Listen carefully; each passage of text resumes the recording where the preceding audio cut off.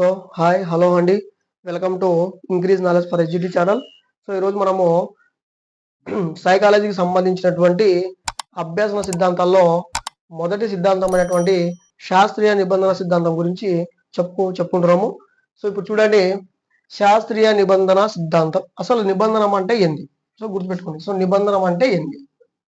దీన్ని మనము ఒక జనరల్ టాపిక్ గా చెప్పుకున్న తర్వాత మనము ఒక ఎగ్జాంపుల్ చెప్పుకోవాలి, అర్థం కావాలి. నిబంధన అంటే అర్థం కావాలి. అర్థమైన తర్వాత మనము మ్యాటర్లోకి వెళ్ళిపోదాం.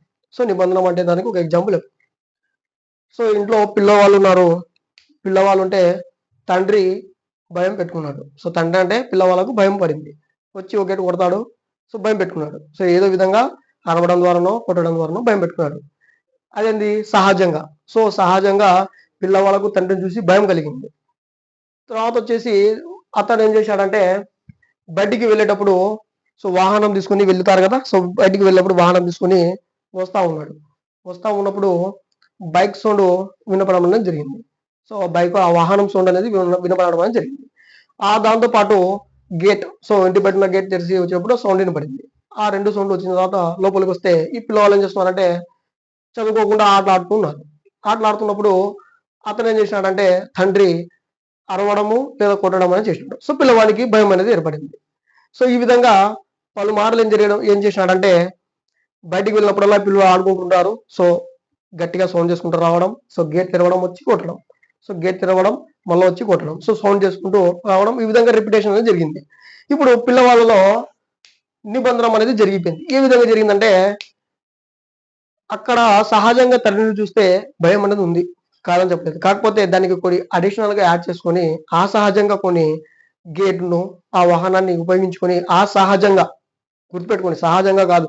సహజంగా అయితే తండ్రిని చూస్తే పిల్లలకు భయం ఉంది. కానీ వాళ్ళు ఏం చేసినారంటే తండ్రి ఏం చేసినాడంటే అడిషనల్ గా అంటే సహజంగా ఏం చేసినాడంటే భయాన్ని ఎక్కువగా పెంచాలని చెప్పేసి బయట నుంచి వచ్చేటప్పుడు వాహనాన్ని సౌండ్ చేసుకుంటూ వచ్చి గేట్ శబ్దాన్ని చేసుకుంటూ వచ్చి లోపలికి వచ్చి పిల్లలని అరవడం కానీ కొట్టడం కానీ చేస్తున్నారు. ఇప్పుడు భయం అనేది సహజ ఉద్దీపన మీద ఏర్పడింది. అదే విధంగా బయట ఉన్నటువంటి అసహజ గేటు, ఆ వాహనం రెండింటి మీద కూడా భయం అనేది రావడం అనేది జరిగింది. ఈ కాన్సెప్ట్ ఏంటంటే సహజ ఉద్దీపన. సో సహజ ఉద్దీపన అనేది మనకు ఉంది. సో ఉద్దీపన అంటే ఒక అలవాటు మనం చేయడం అనేది చెప్పిన ఇంతకుముందే, లేదా దీన్ని మనం సహజ పరిస్థితి అంటాం. సో లేదా సహజంగా అవసరం, సో నీడ్. సో ఈ విధంగా ఉన్నటువంటి సహజ ఉద్దీపనకు మనకు ఏమొస్తుంది? సహజ ప్రతిస్పందన అనేది వస్తుంది. ఏమొస్తుందండి? సహజంగా రెస్పాండింగ్ రావడం జరుగుతుంది. సో ఇక్కడ మనం ఎగ్జాంపుల్ ఏం చెప్పుకున్నాము? సో తండ్రి యొక్క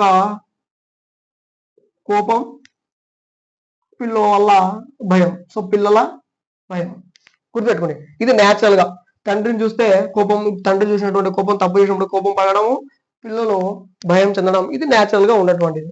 కానీ ఇతను ఏం చేశాడంటే అడిషనల్ గా అసహజ ఉద్దీపనాన్ని తేవడం జరిగింది. సో అసహజ ఉద్దీపన అంటే ఏవి ఉన్నాయి దీంట్లో? మనం చెప్పినటువంటి ఎగ్జాంపుల్ అంటే ఒకటి ఆ వాహనం యొక్క సౌండ్, నెక్స్ట్ వచ్చేసి గేట్ యొక్క సౌండ్. ఏం చేశాడు? వాహనం తీసుకుని రావడము, సో ఆ గేట్ ని తీసుకున్నప్పుడు సౌండ్ వినిపించడము, వచ్చి కోప్పడము, పిల్లవాని భయం తెప్పడం. అంటే మీరు సహజ ఉద్దీపనకు వచ్చేటువంటి సహజ ప్రతిస్పందన చూడండి, సహజ ఉద్దీపనకు వచ్చేటువంటి సహజ ప్రతిస్పందన మనకు అసహజంగా తీసుకున్నటువంటి ఉద్దీపనకు కూడా సహజ ప్రతిస్పందన వస్తుంది. సో అంటే ఈ సహజంగా తీసుకున్నటువంటి ఉద్దీపనకు సహజ ప్రతిస్పందన వస్తుంది. అంటే వీటి మధ్య కనెక్షన్, సంసర్గం అనేది జరిగింది. సో ఈ కనెక్టివిటీని మనం ఏమంటామంటే నిబంధనం అని చెప్పడం జరిగింది. సో ఇది ఎవరు చెప్పారు అంటే డ్రెవర్ అనేటువంటి శాస్త్రవేత్త చెప్పడం అనేది జరిగింది. ఇది ఇంట్రడక్షన్ పార్ట్ లో మనకు ఉండడం అనేది జరిగింది. చూడండి, డ్రెవర్ ఏమన్నాడంటే ఒక పరిస్థితి, లేకపోతే మనకు ఉన్నటువంటి ఒక సిచ్యువేషన్, లేకపోతే ఒక అవసరం, నీడ్, అదే విధంగా ఒక ఉద్దీపనం తీసుకొని, అది న్యాచురల్ గా ఉన్నటువంటి ఉద్దీపనం తీసుకొని సహజ ప్రతిస్పందన అనేది మనకు రావడం అనేది జరుగుతుంది ఆటోమేటిక్ గా దానికి. కానీ మనకు అసహజ ఉద్దీపన తీసుకొని కూడా మనకు సహజ ప్రతిస్పందన అనేది తీసుకురావాలి. దీన్ని మనము నిబంధనం అని చెప్పడం జరిగింది. సో నిబంధనం బేస్ చేసుకుని మనకు రెండు సిద్ధాంతాలు అనేది ఏర్పడడం జరిగింది. ఒకటి వచ్చేసి మనకు శాస్త్రీయ నిబంధన సిద్ధాంతం, సెకండ్ వన్ వచ్చేసి మనకు కార్యసాధక నిబంధన సిద్ధాంతం, అది స్కిన్నర్ సంబంధించి. సో ఇది ఫస్ట్ వన్ వచ్చేసి శాస్త్రీయ నిబంధన సిద్ధాంతం. సో మీకు నిబంధన అంటే అర్థమైందని నేను అనుకుంటున్నాను. సో ఇది నిబంధనకు సంబంధించినటువంటి ఇంట్రడక్షన్. సో దానికి సంబంధించినటువంటి ఎగ్జాంపుల్స్ ఇవి నిబంధన సంబంధించి. ఇప్పుడు మన తీరుపాట్లోకి వెళ్తే శాస్త్రీయ నిబంధన సిద్ధాంతం. శాస్త్రీయ నిబంధన సిద్ధాంతాన్ని మనకు ఎవరు ప్రతిపాదించారు, సో ఎవరు దీన్ని తీసుకొచ్చారంటే Ivan Petrovich Pavlov. Ivan Petrovich Pavlov. So ఈయన ఏ దేశస్తుడు అంటే రష్యా. మీరు ఓల్డ్ 9th క్లాస్ అంటే ప్రజెంట్ 9th క్లాస్ కాదు, ఓల్డ్ 9th క్లాస్ తీసుకుంటే, సో ఓల్డ్ 9th క్లాస్ లో మీకు బయాలజీలో ఏముంటుందంటే ఇవాన్ పావ్లోవ్ యొక్క మీకు అక్కడ ప్రయోగం అనేది ఇవ్వడం అనేది జరిగింది. సో కుక్కను కట్టివేసి ఉంటుంది. సో మనకు అదేవిధంగా అనుకరణకు సంబంధించి కూడా మ్యాటర్ అక్కడ ఉండడం అని జరిగింది. గుర్తు తెచ్చుకోండి, ఉండడం జరుగుతుంది. సో అంటే ఈయన ఒక జంతు శాస్త్రవేత్త అయిన, సో గుర్తుపెట్టుకోండి ఈయన ఒక జంతు శాస్త్రవేత్త. గుర్తుపెట్టుకోండి ఈయన ఒక జంతు శాస్త్రవేత్త, గుర్తుపెట్టుకోండి. అదేవిధంగా ఈయన శరీర ధర్మ శాస్త్రవేత్త కూడా, శరీర ధర్మ ఫిజియాలజిస్టు మరియు జంతు శాస్త్రవేత్త కూడా. సో ఈయన మనోవిజ్ఞాన శాస్త్రవేత్త అయితే కాదు. సో మీరు ఎప్పుడైనా క్వశ్చన్లో అడిగినారనుకోండి క్రింది వాటిలో మనోవిజ్ఞాన శాస్త్రజ్ఞుడు ఎవరు కాదంటే Ivan Pavlov. So Ivan Pavlov మనోవిజ్ఞాన శాస్త్రవేత్త అయితే కాదు. ఆయన ఒక జంతు ధర్మ శాస్త్రవేత్త లేదా శరీర ధర్మ శాస్త్రవేత్త. సో ఆయనకు అక్కడ జువాలజీ నుంచి లాక్కొని ఈ థియరీని ఇక్కడ తీసుకురావడం జరిగింది. ఎందుకు తీసుకురావడం జరిగిందంటే ఈయన చేసినటువంటి ప్రయోగము ఏ విధంగా ఉందంటే నిబంధనం అని చెప్తున్నాం కదా.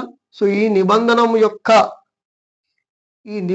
రహిత ప్రతిక్రియలకు ఈయన ప్రయోగాలు ఏం చేసినాయంటే, సో మనము నిబంధనం తెలుసు కదా, సో నిబంధనం లేనటువంటి ఈ ప్రతిక్రియలకు ఈయన చేసినటువంటి ఎక్స్పెరిమెంట్ ఏం చేసినంటే నిబంధన సహితం చేసినాయి, నిబంధన సతి ప్రక్రియ చేసినాయి. అంటే నిబంధన రహితంగా ఉన్నటువంటి, అంటే నిబంధన లేనటువంటి ఆ క్రియలకు ఈయన చేసినటువంటి ఎక్స్పెరిమెంట్ ద్వారా నిబంధన సహితం అంటే నిబంధన అనేది అవ్వడం అనేది జరిగింది. కాబట్టి ఇది సైకాలజీకి పనికొస్తుంది అని చెప్పేసి దీన్ని అక్కడి నుంచి తీసుకుని ఇక్కడ తీసుకోవడం అనేది జరిగింది. గుర్తుపెట్టుకోండి వినయదే ఇవాన్ పావ్లోవ్. సో మనోవిజ్ఞాన శాస్త్రవేత్త అయితే కాదు. సో వినది రష్యా దేశం అనేది చెప్పడం జరిగింది. వీటితో పాటు మనము శాస్త్రీయ నిబంధనలో ఇంకొక ఆయన కూడా సేమ్ నిబంధన రహిత ప్రతిక్రియలకు నిబంధన సహితం చేయడం అని జరిగింది. ఆయన కూడా ఒక ప్రవర్తనవాది. సో ఆయన ఎవరంటే వాట్సన్. సో వాట్సన్ గురించి కూడా మనము ఇందులో తెలుసుకోవడం అనేది జరుగుతూ ఉంటుంది. సో మీకు ఇంతవరకు నిబంధన అంటే ఏంది, సో ఇవాన్ పావ్లోవ్ గురించి చెప్పడం అనేది జరిగింది. సో ఇవి వాట్సన్ కూడా ఇందులో ఒక కీలక పాత్ర అనేది పోషించడం అనేది జరుగుతుంది. ఇప్పుడు మనకు ఈ ప్రయోగం యొక్క మ్యాటర్ లో వెళ్తే, సో ఈ ప్రయోగానికి వెళ్తే మనకు ఇంట్రడక్షన్ లో చూద్దాం. ఇందులో మనకు కొన్ని పాయింట్లు అనేది నేర్చుకోవాల్సి ఉంటుంది. సో ఏమి అంటే బేసిక్ చూడండి, ఇందులో మనకు సహజ ఉద్దీపన, నెక్స్ట్ వచ్చేసి అసహజ ఉద్దీపన, నెక్స్ట్ సహజ ప్రతిస్పందన, ఫోర్త్ వన్ అసహజ ప్రతిస్పందన. వీటికి మనము సైకాలజీ పరంగా ఏ పేర్లు అనేది ఇవ్వడం జరిగింది, సో ఈ ప్రయోగంలో అనేది కూడా తెలుసుకోవాలి. సో చూడండి, సహజ ఉద్దీపన అంటే న్యాచురల్ గా మనకు స్టిమ్యులేషన్ అనేది జరిగి ఉండాలి, అంటే న్యాచురల్ గా అలవాటు ఉండాలి మనకు. ఇప్పుడు చూడండి ఈ ప్రయోగంలో మనకు ఆహారం అని ఉంది. మనకు ఆకలి వేసింది అనుకోండి, మనమే ఉన్నాం మనుషులం, ఆకలి వేసింది అనుకోండి, ఏదైనా ఒక వస్తువు ఆహారం చూస్తే మనకేం చేస్తుంది, వాసన వచ్చినా ఏమొచ్చినా లాలాజలం వస్తుంది. ఇది న్యాచురల్ హ్యాబిట్ అది. దాన్ని మనము సహజ ఉద్దీపన అంటాం. సో హ్యాబిట్నే, సో అలవాటుని ఏమంటారు మనము ఉద్దీపన అంటారు. మనకి న్యాచురల్ గా ఉద్దీపన అనేది వస్తుంది. సో దీన్ని మనకేం చేసినారంటే మనోవిజ్ఞాన శాస్త్రవేత్తలు నిర్నిబంధిత ఉద్దీపన అని చెప్పడం అని జరిగింది. అంటే ఎటువంటి నిబంధన జరగలేదు. నిర్నిబంధితం అంటే ఏంటంటే ఎటువంటి ఉద్దీపన జరగలేదు అని అర్థం. గుర్తుపెట్టుకొని నిర్నిబంధిత అని మీకు ఎక్కడైనా కనిపించిందంటే అక్కడ అది సహజంగా ఉంది, ఎటువంటి నిబంధన అనేది జరగలేదు అని అర్థం. సో నిర్నిబంధిత ఉద్దీపన అంటాం. సో దీనికి పరిభాషలో మనకు నిర్నిబంధిత ఉద్దీపన అని చెప్తాం. సో దీన్నే ఏమంటాము అన్కండిషనల్ స్టిమ్యులేషన్స్ అని చెప్పడం జరుగుతుంది ఇంగ్లీష్లో అయితే. సో అన్కండిషనల్ స్టిమ్యులేషన్ అని చెప్పడం జరుగుతుంది. సో ఇక్కడ మనకు కండిషనల్ అనేది జరగలేదు స్టిమ్యులస్ ప్రకారం అని మనకు ఇక్కడ ఇవ్వడం అనేది జరుగుతుంది. సో ఇవి మనకు బేసిక్ గా తెలియాలి. సహజ ఉద్దీపన అంటే ఏంది? న్యాచురల్ గా మనకు ఉన్నటువంటి హ్యాబిట్ అది. సో మనము ఆహారాన్ని మనమే ఉన్నాం, కుక్కని పక్కన పెట్టండి. మనమే ఉన్నాం, ఆహారానికి ఆకలితుంది. మనకు కనీసం వాసన రుచి వస్తే కూడా మనకు లాలాజలం అనేది వస్తుంది. చూడండి, దానికి గల కారణం ఏంది? మనకు ఆల్రెడీ అది ఉంది, సహజ ఉద్దీపన అనేది మనలో ఉంది. దాన్ని మనం ఏమంటాం అంటే నిర్నిబంధిత ఉద్దీపన అంటాం. నెక్స్ట్ వచ్చేసి అసహజ ఉద్దీపన. అసహజ ఉద్దీపన అంటే మనకు ఉన్నటువంటి హ్యాబిట్ ని వేరే దాని మీద మనం మళ్ళించడం. అర్థమైందా? మనము ఆహారాన్ని చూసి మనకు ఏ విధంగా లాలాజలం ఊరుతుందో అదే విధంగా అదే వస్తువు చేసే పాత్రను వేరే వస్తువుని తీసుకోవడం, వేరే వస్తువు మీద కూడా మనకు దానికి అలవాటు చేసుకోవడం. సరేనా? దీన్ని మనము నిబంధిత ఉద్దీపన అని చెప్పడం అనేది జరుగుతుంది. దీన్ని కండిషనల్ స్టిమ్యులస్ అని చెప్పడం అనేది జరుగుతుంది. చూడండి, మనకు దీని గురించి ఒక ఎగ్జాంపుల్ చెప్పాలంటే, మనకు చిన్నప్పటి నుంచి ఏం చేస్తాము, మామూలుగా ఏదంతా రాస్తాము, పెన్సిల్తో రాస్తూ ఉంటాం. చిన్నప్పుడు ఫస్ట్ మనము తప్పులు ఉంటాయి కాబట్టి పెన్సిల్తో నిర్మించడం అని జరుగుతూ ఉంటుంది. అది మామూలుగా సహజంగా ఉంటాం. రాను ఏం చేస్తామంటే పెన్తో రాస్తాం, అది కూడా అదే రాస్తాం, మ్యాటరే. కాకపోతే కొన్ని సిచ్యువేషన్ల ప్రకారం మనకు అది అలవాటు అయిపోతుంది రాయడానికి. ఫైనల్ గా మనం ఏం చేస్తాము, పెన్నుతో కూడా రాస్తాం. ఈ విధంగా మనకు మార్పు అనేది వస్తుంది. సహజ ప్రతిస్పందనకు మనం ఏం చేస్తున్నామంటే 2 రకాల వస్తువులు వాడుతున్నాం. ఇక్కడ 2 రకాల వస్తువులు వాడుతున్నాం. ఒక పెన్ను, ఒక పెన్సిల్ అనేది. యాక్చువల్లీ సహజంగా మనము ఫస్ట్ పిల్లలప్పుడు మనం ఏం చేస్తామంటే చిన్నప్పుడు పెన్సిల్తో రాపిస్తాం, ఎందుకంటే అలవాటు కావాలి కాబట్టి. తర్వాత మనకేం చేస్తారంటే పెన్తో రాయడం అనేది జరుగుతుంది. చూడండి, రాయడం మాత్రం కామనే, కాకపోతే వస్తువులను మనం మార్చాం. ఫస్ట్ వచ్చేసి న్యాచురల్ తీసుకున్నాం, సెకండ్ వచ్చేసి మనకు అన్యాచురల్ తీసుకోవడం అనేది జరిగింది. ఇది మనకు సహజ ఉద్దీపన, అసహజ ఉద్దీపన. దీన్ని మనము నిబంధిత ఉద్దీపన అంటాం. ఇక్కడ నిబంధం అనేది జరిగింది అని అర్థం. దీన్ని మనము కండిషనల్ స్టిమ్యులస్ అని చెప్పడం అనేది జరుగుతుంది. నెక్స్ట్ చూడండి, సహజ ప్రతిస్పందన. సహజ ప్రతిస్పందన అంటే ఏంది? మనకు ఇప్పుడు దీని ప్రకారం పోతే ఆహారం చూస్తే రెస్పాండింగ్ లాలాజలం రావాలి. ఇది న్యాచురల్ స్టిమ్యులేషన్ ఇది. కాబట్టి దీనికి మనకు ఏం చేస్తామంటే న్యాచురల్ గా దానికి వస్తుంది, ఇది సహజ ప్రతిస్పందన అంతే. అట్లా కాకుండా మనకు గంట పెట్టి దీనిలో ప్రయోగంలో బెల్లు పెట్టి నెక్స్ట్ వచ్చేసి దీపం పెట్టి అది పెట్టి ఇది పెట్టి కావాల్సినటువంటి దాన్ని తీసుకుంటాడు. ఇది దానికి రెస్పాండింగ్ అనేది వస్తువులు మారినాయి, రెస్పాండింగ్ అనేది మారుతూ ఉంది. కాబట్టి దీన్ని మనం ఏమంటామంటే అసహజ ప్రతిస్పందన అని చెప్పడం అనేది జరుగుతుంది. మామూలుగా ప్రతిస్పందన అనేది మారదండి, ప్రతిస్పందన అనేది మారదు, ఉద్దీపనలు మారుస్తున్నాయి. ఉద్దీపనలు మార్చడం ద్వారా కూడా మనకి దీనికి సహజంగా రావాల్సినటువంటి ప్రతిస్పందన వేరే దానికి వస్తుంది. కాబట్టి ఆ ప్రతిస్పందన మనకు ఏమంటామంటే వ్యతిరేక ప్రతిస్పందన లేదా అసహజ ప్రతిస్పందన అని చెప్పడం అనేది జరుగుతుంది. చూడండి, మామూలుగా ఆహారానికి మనకేం రావాలి, లాలాజలం రావాలి. ఇది మామూలుగా సహజంగా వచ్చేటువంటి ప్రతిస్పందన. కానీ మనకు ఈ ప్రయోగంలో గంట పెట్టినా కూడా ప్రతిస్పందన వస్తుందంటే ఇది సహజమా? కాదు, కానీ ఇది అసహజ ప్రతిస్పందన కిందకి తీసుకోవడం అనేది జరుగుతుంది. ఇవి మనకు నేర్చుకోవాలి. దీన్నే ఇంప్లిమెంటేషన్ చేసుకోండి. నిర్నిబంధిత ప్రతిస్పందన, నిబంధిత ప్రతిస్పందన. And conditional responding. Conditional responding గా తీసుకోండి. ఈ విధంగా మనకు బేసిక్ అనేది తెలిసి ఉండాలి. సరేనా? ఇప్పుడు మనము మ్యాటర్ లోకి వెళ్దాం. ఇప్పుడు మీకు అర్థమైంది సహజ ఉద్దీపన అంటే ఏంది. దాన్ని మనం నిర్నిబంధిత ఉద్దీపన అంటాము. నెక్స్ట్ వచ్చేసి అసహజ ఉద్దీపన అంటే ఏంది. దాన్ని మనము ఏం చేస్తాము, నిబంధిత ఉద్దీపన తీసుకోవడము. ఈ విధంగా దాని పరిభాషలు కూడా మనం నేర్చుకోవడం అనేది జరిగింది. ఇప్పుడు ప్రయోగంలోకి వెళ్దాం. ప్రయోగం ఇవాన్ బావలో అసలు ఏం ప్రయోగం చేసినాడు ఈయన చేసినటువంటి నిబంధన రహిత ప్రతిక్రియలు అనేటివి నిబంధన సహితం ఏ విధంగా అయినాయి, ఆ నిబంధన అభ్యాసం ఏ విధంగా చేసినాడు అనేది ప్రయోగంలో చూద్దాం. ఇప్పుడు ఇవాన్ బావలో కుక్కని తీసుకొచ్చి ఏం చేశాడంటే ఒక చోట కట్టేశాడు. కట్టేసి దానికి ఏం చేసినాడు, ఆహారం అనేది చూపించడం అని జరిగింది. చూపించినప్పుడు లాలాజలం అనేది ఆటోమేటిక్ గా వస్తుంది. లాలాజలం వచ్చింది. దాన్ని ఒక పాత్రలో పైప్ ద్వారా పెట్టడం అనేది జరిగింది. ఇది ప్రయోగం 1లో. ప్రయోగం 1లో మనకేమొస్తుంది, సహజ ఉద్దీపన ఉంటుంది, సహజ ప్రతిస్పందన అనేది ఉంటుంది. ఇది న్యాచురల్. సహజ సహజ ఉద్దీపన ఆహారం ఉంటుంది, దానికి సహజ ప్రతిస్పందన లాలాజలం అనేది రావడం జరుగుతుంది. సో ఇది స్టేజ్ 1. దీన్ని ఆయన పరిశీలించి ఏం చేసినాడంటే స్టేజ్ 2కి వచ్చేసినాడు. రెండవ దశకు వచ్చేసి ఏం చేసినాడంటే ఈ సహజ ఉద్దీపనగా ఉన్నటువంటి, సో సహజ ఉద్దీపన అంటే ఏమని చెప్పాను, నిర్నిబంధిత ఉద్దీపన. ఈ సహజ ఉద్దీపనకి ఏం చేసినాడంటే అడిషనల్ గా ఆ సహజ ఉద్దీపన అనేది పెట్టడం అని జరిగింది. ఆ సహజ ఉద్దీపన అంటే ఏంది, సో దీన్ని మనం నిబంధిత ఉద్దీపన అని చెప్పడం జరిగింది. సో ఇక్కడ ప్రయోగ ప్రకారం తీసుకున్నాడు, గంటను తీసుకోవడం జరిగింది. ఆ సహజంగా అంటే నేను చెప్పినటువంటి ఎగ్జాంపుల్ చూడండి, తండ్రికి కోపం వస్తే భయం రావడం సహజం, ఇది ఫస్ట్ స్టేజ్. అదే తండ్రి వాహనం లేదా గేట్ సౌండ్ చేయడం ద్వారా అసహజంగా రావడం కూడా సెకండ్ స్టేజ్. పలుమార్లు ఆ విధంగా చేసి ఎక్కువ పడడం వల్ల అలవాటు అయిపడిపోవడం. ఈ విధంగా అసహజన ఉద్దీపన కిందికి గంటను తీసుకొని ఆహారం తీసుకొని, గంటను ప్లస్ ఆహారాన్ని రెండింటిని ఒకేసారి తీసుకొని ఏం చేసినాడు, గంటను కొట్టడం, ఆహారం ఇవ్వడం, లాలాజలం రావడం. చూడండి, గంటను తీసుకోవడం, గంటను చప్పుడు చేయడము, ఆహారం దానికి పెట్టడం, లాలాజలం అది తీసడం, తినడం. ఈ విధంగా పలుమార్లు, సో అనేక సార్లు ప్రయోగాన్ని చేసినాడు. అనేక సార్లు చేసి దానికి నిబంధనని ఎక్కించేసినాడు. దానికి ఒక కొత్త అలవాటును పెట్టేసినాడు. దీన్ని నిబంధన అంటాం మనం. నిబంధనని ఎక్కించేసినాడు. ఇప్పుడు ఇది ఏ స్టేజ్లో ఉంది, సెకండ్ స్టేజ్లో ఉంది. ఇప్పుడు మనకు థర్డ్ స్టేజ్కి వచ్చేద్దాం.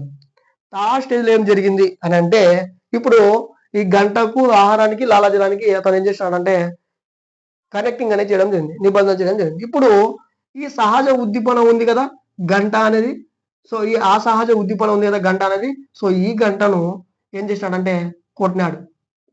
తట్టి సౌండ్ వినపడంగానే దానికి లాలాజలం రావడం అనేది జరిగింది.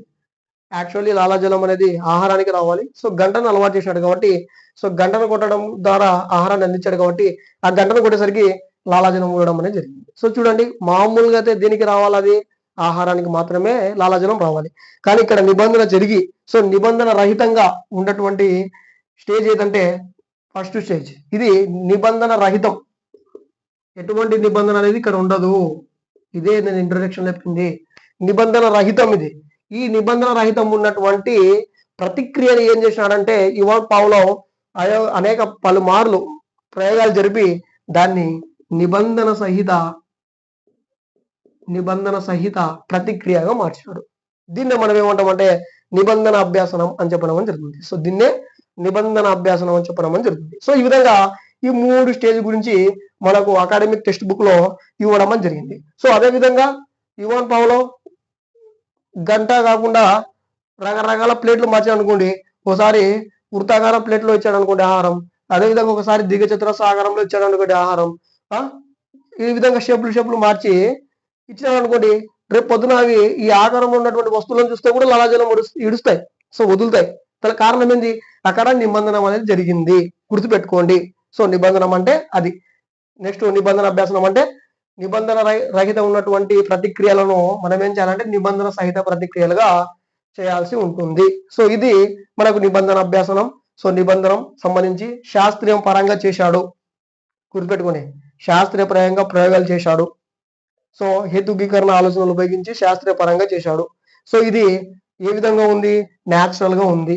కాబట్టి మనం ఈ సిద్ధాంతాన్ని ఏమంటామంటే సాంప్రదాయక సిద్ధాంతం అని చెప్పడం అనేది జరిగింది. న్యాచురల్ గానే ఉంది కదండి, సో అన్ని మన కళ్ళ ముందరనే ఉన్నాయి. అదేవిధంగా ప్రయోగాలు చేసినాడు, సైంటిఫిక్ పరంగా నిరూపించినాడు. సాంప్రదాయం అంటారు దాన్ని. సో సాంప్రదాయక సిద్ధాంతం అని చెప్పడం అనేది జరిగింది. ఇప్పుడు ఇంకొక మ్యాటర్ చూసుకుంటే మీకు నిర్గమాలు అంటే తెలియాలి. మనము ఏదైతే ప్రతిస్పందనలను రాబట్టుకుంటున్నామో దాన్ని మనం నిర్గమం అంటాం. అంటే ఒక ఉద్దీపన ఇచ్చి ప్రతిస్పందనలను రాబట్టుకోవాలి, సో దాన్నే నిర్గమాలు అంటారు. అంటే రాబట్టినటువంటి ప్రతిస్పందనలు, సో ఇక్కడ మనం ప్రతిస్పందనలు రాబట్టినాం కదా అసహజం పరంగా కూడా, ఇటువంటి దాన్ని మనం నిర్గమనాలు అని చెప్పడం జరుగుతుంది. సో దీన్ని ఆధారం చేసుకుని ఏర్పడినటువంటి సిద్ధాంతమే శాస్త్రీయ నిబంధన సిద్ధాంతం. అంటే మనం దానికి ఉద్దీపనిస్తున్నాం.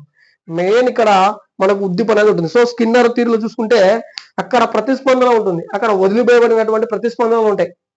అక్కడ పిల్లవాడు ఏం చేస్తాడంటే ఫస్ట్ తన క్యారెక్టర్ ని బయట పెడతాడు, అదే ప్రతిస్పందన. అక్కడ ప్రతిస్పందన ఇస్తే వెంటనే ఒక పునర్బలం ఇస్తాం. సో దాన్ని నెక్స్ట్ కూడా చెప్తాం. అది ప్రతిస్పందన తీసుకుంటాడు.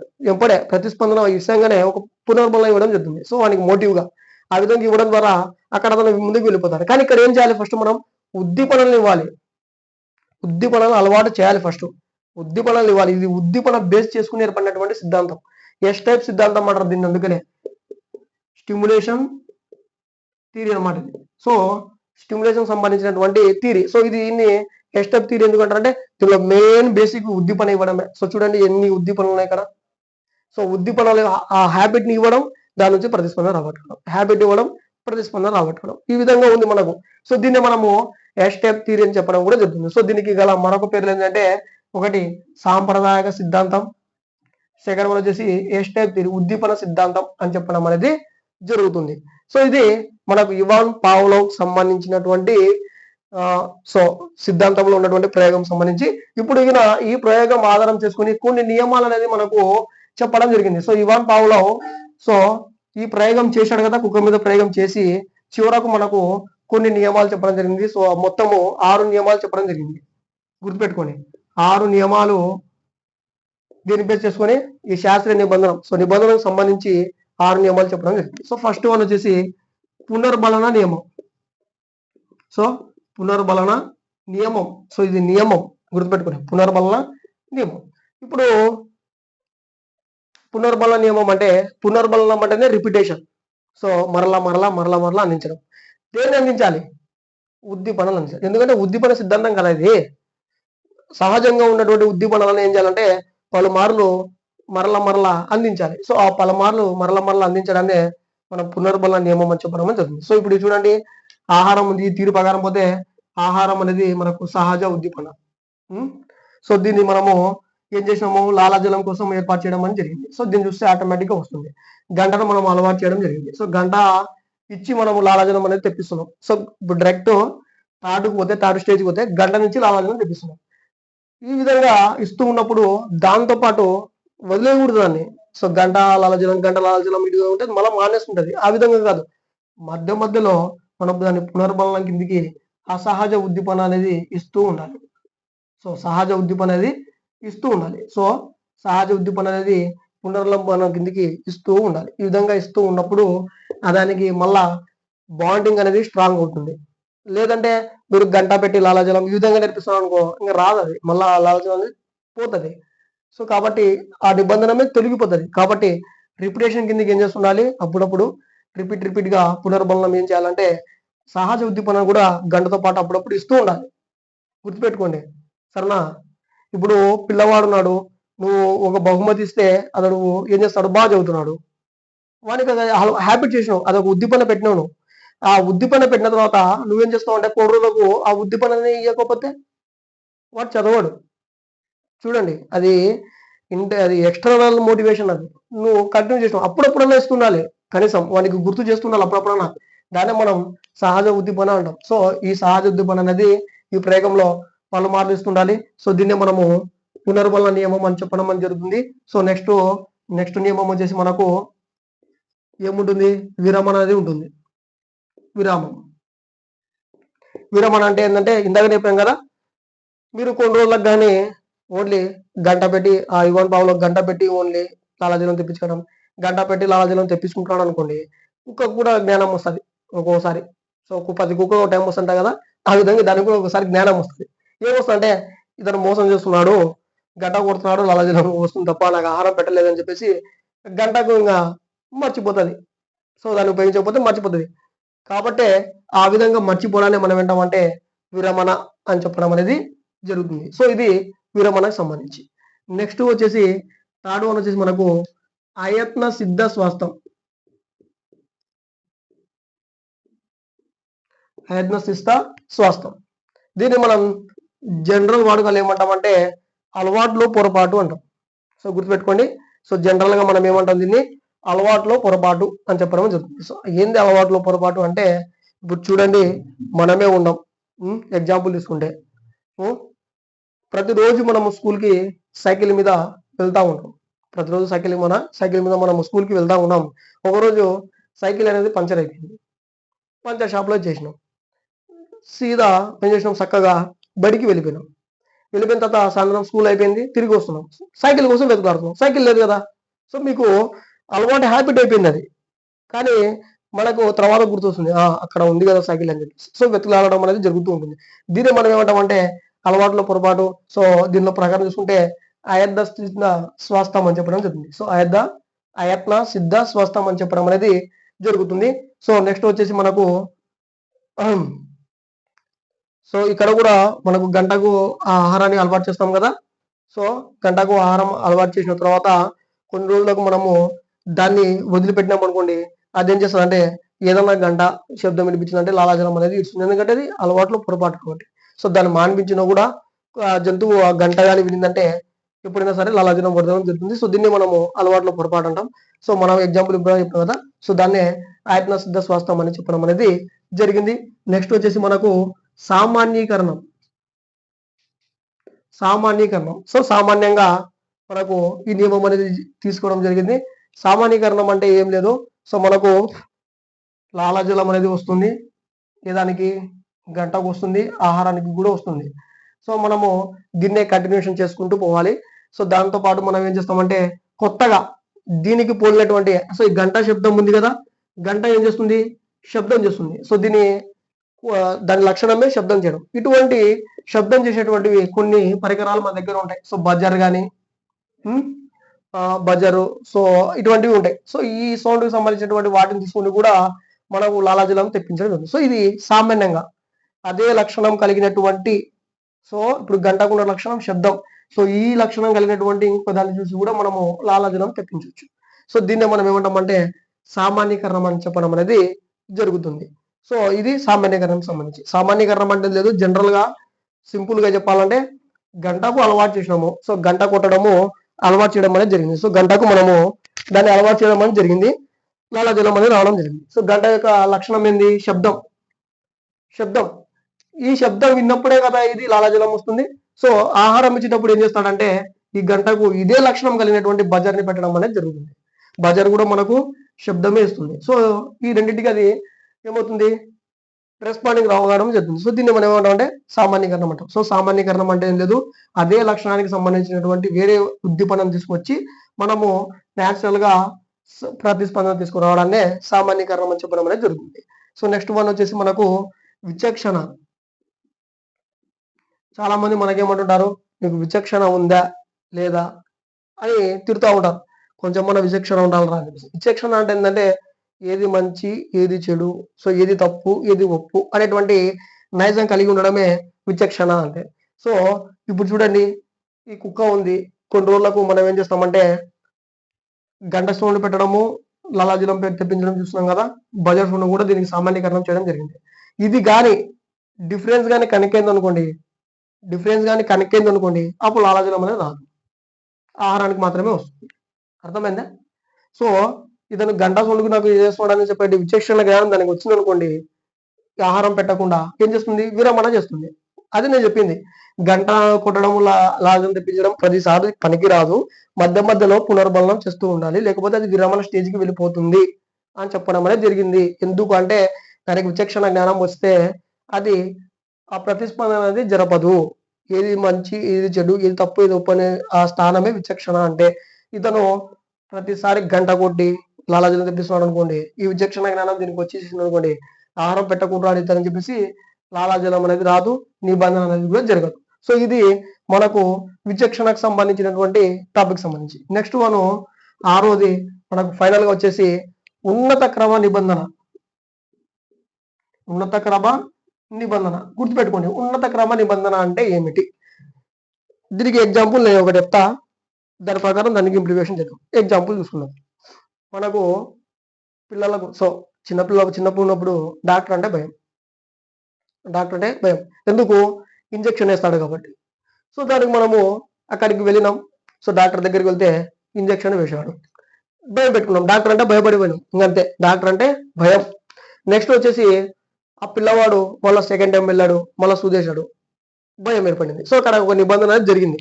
ఆ నిబంధన జరిగిన తర్వాత అతను డాక్టర్ ఏం చేసినాడంటే అదే రకమైనటువంటి సూదిని మణికట్టు గుంచాడు.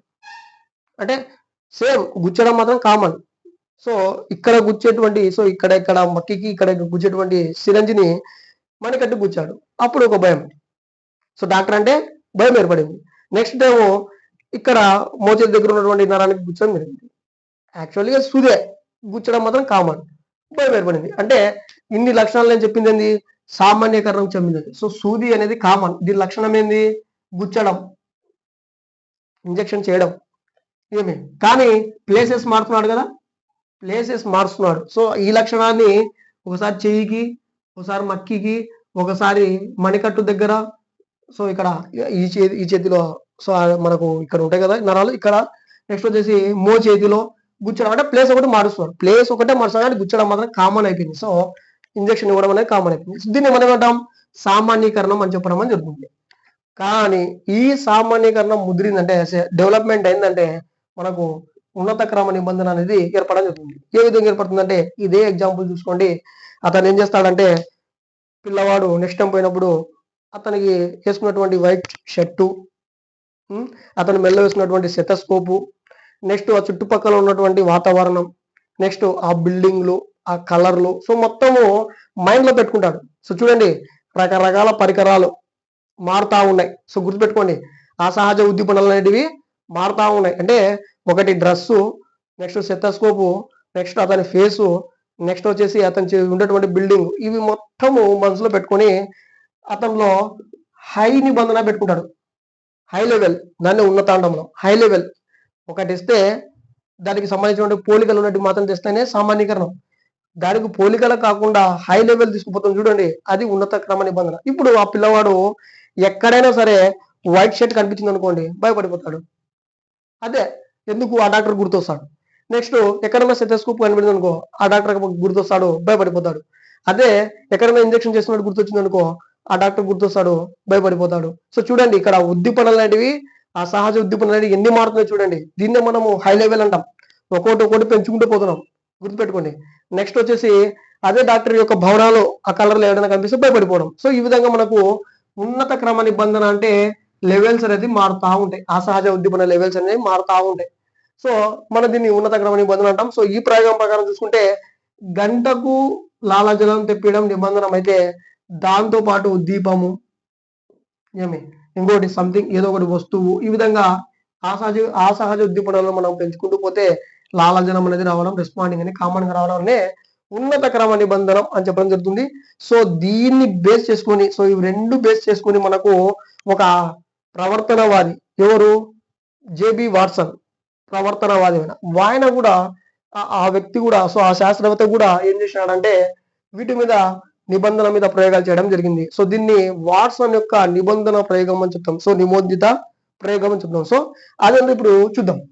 సో ఇప్పుడు చూడండి ఈ సామాన్యీకరణము, నెక్స్ట్ వచ్చేసి ఉన్నత క్రమ నిబంధన, ఇవి రెండు ఉన్నాయి కదండి. సో వీటిని బేస్ చేసుకొని మనకి ఈ నియమాలు బేస్ చేసుకొని మామూలుగా